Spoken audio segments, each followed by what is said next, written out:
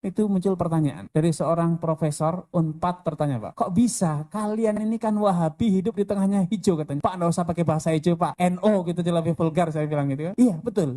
Kenapa, apa rasanya kiatnya, Pak? Saya bilang, Pak, pertanyaan Bapak ini muncul. Ini adalah sebuah penelitian dari seorang profesor hubungan internasional, politik internasional. Menanyakan, kok bisa Wahabi survive dan berkembang di NO? Bapak, pertanyaan ini muncul karena Bapak salah hipotesa. Karena menggambarkan harimau dan domba. Kami domba 10 ekor kok bisa hidup di kandang harimau. Sehingga Bapak merasa perlu untuk meneliti ini spesies domba apa. Kok harimaunya tidak doyan makan atau bisa survive di kandang harimau. Cukup satu harimau 10 ekor itu akan habis dalam 5 hari mungkin. Ini bisa berkembang. Ini kan cara berpikir yang ada di kepala Bapak. Iya, kata dia. Itulah kesalahan Bapak. Maka Bapak pasti akan kecewa melakukan penelitian di sini. Karena kami adalah singa muda, mereka singa tua. Ya, kita berangkat dari persamaan bahwa kita umat Islam memang ada beda, tapi kita berangkat dari titik yang sama. Kita umat Islam. Kalau kita berangkat titik beda, maka kita akan berpikir apa? Kita singa dan domba. Tapi yang ada memang singa muda dan singa tua. Biasa singa muda dipersekusi oleh singa tua. Urusan kandang kan? Antum lihat di hutan tuh kurang lebar apa? Itu pun singa muda terus dipersekusi. Biasa. Tapi